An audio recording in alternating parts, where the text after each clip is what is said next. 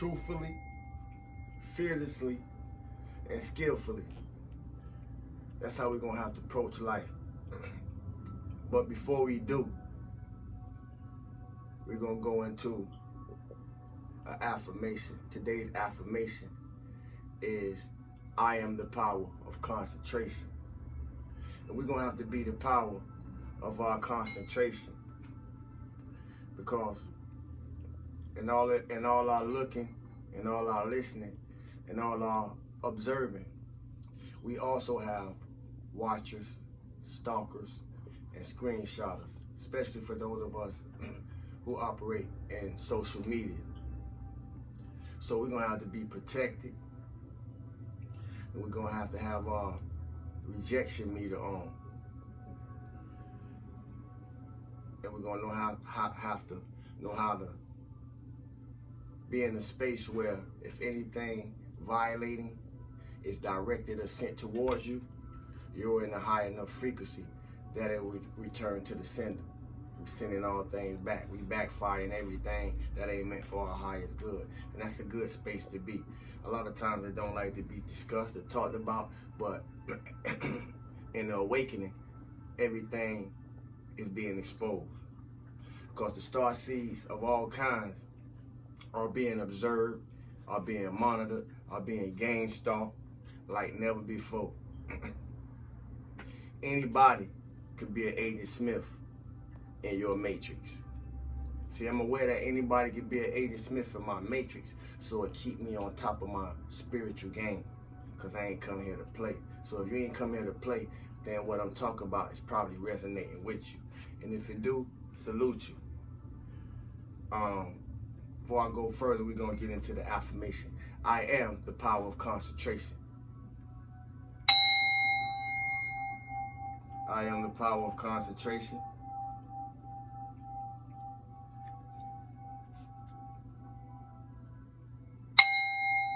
I am the power of concentration.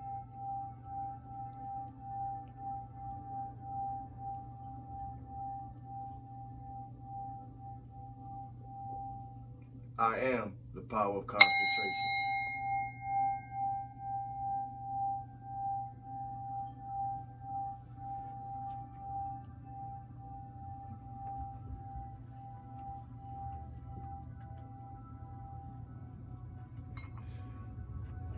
See, we moving in a time and space where everything ain't gonna be about what we know.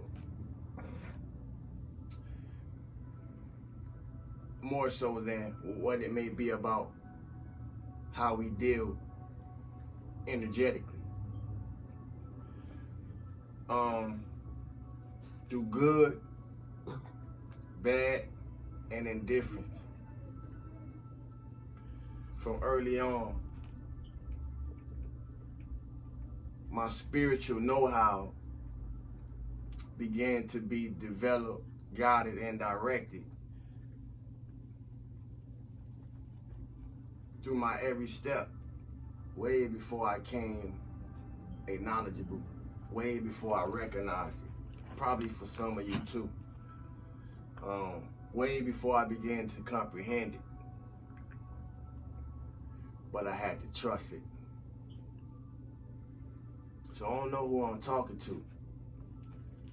But if you just resonated with what I said, you're going to have to trust yours too. You're going to have to trust yours too. We gotta learn how to recognize when divine intervention is at play in our lives by recognizing when it's at play in the lives of those people that we know, people that we interact with, even in strangers. Trust yours, because energy don't lie. People could lie. Illusions can lie to us, but the energy behind it won't. And I point that out because a lot of us was taught to believe things that in our inner reality we knew we didn't really believe. I'm gonna say it again. A lot of us was taught to believe things that in our inner reality we really didn't believe. But due to the fact that the programming was done so early, by the time that we are able to act on innate knowledge, gnosis, innate wisdom, it's already too late for the dismantling, for us to know how to do the dismantling. So we go through a series of experiences. We go through a series of conditions. We go through a series of situations that hold keys for us to dismantle and disengage all these programs that was placed upon us throughout the series of being raised up to become fine young men and women, I'll say. But it's still hard to dismantle and disengage a lot of these programs for some of us, and that's okay. But that's why we gotta have them uncomfortable conversations, because they hold keys. Our conversations open doors that there's no handle for our hand to turn. Our conversations bring healings to things that man in medicine cannot touch. Our conversations create healings. We know what type of hurt our conversations can cause, but I want to focus on the healing, because our conversations do create healings, but we don't talk about it enough. We don't hear it enough. But what type of conversations are we having that will reveal what's consuming us? Because all doors, I made a reference to doors, our conversations being like doors. And I also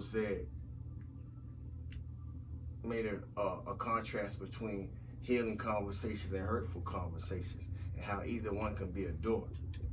But all doors don't lead up, and all doors don't lead to the wind. But we have to go within to start understanding these invisible doors.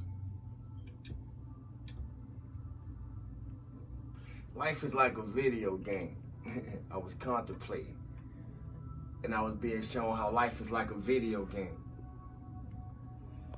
And if for any of us who don't play video games, as long as we got that controller in our hand, we like to assume that we're in control because we're holding the controller, and we're controlling what the man is doing and what the characters is doing, or whatever what type of game it is we're playing. Can't nothing outside our grasp of knowing. As long as we got the controller that we're in control, can't nothing tell us that we don't have control as long as we're in that position. But why does I point that out? I point it out because in reality, we're not in control. The only one who is in control is the Creator.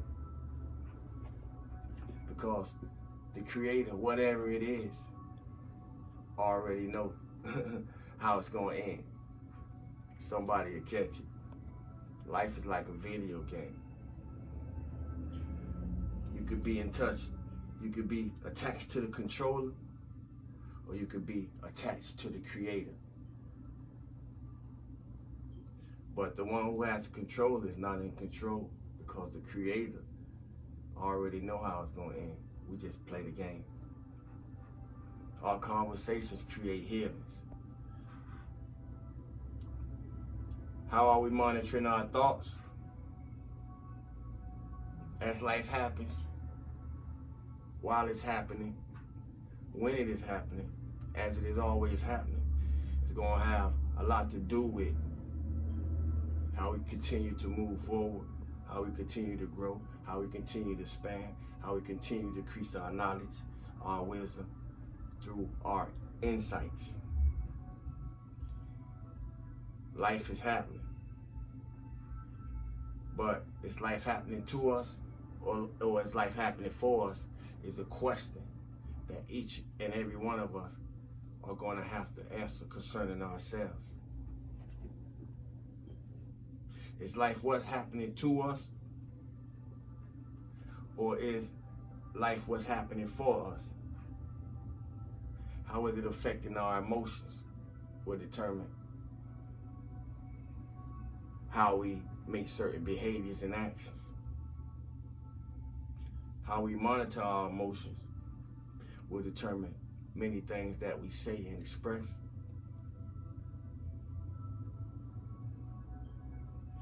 Strength is expressed in the way we deal with our emotions, and so is weakness. I say that to say there's always room for something to be improved. So don't have a problem with releasing anything, any place, or anyone in toxicity or negativity. It's going to prevent you from your growth, expansion, and forward movement. With that being said, if it don't align with your morals and your values, don't align with it.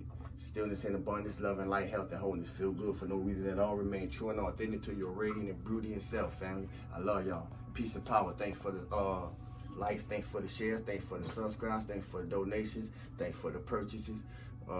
We steady coming out the box with it. We steady jumping out the box with them. Thanks for being you and allowing me to be me. I am Saul with the God. Peace and power, family. One.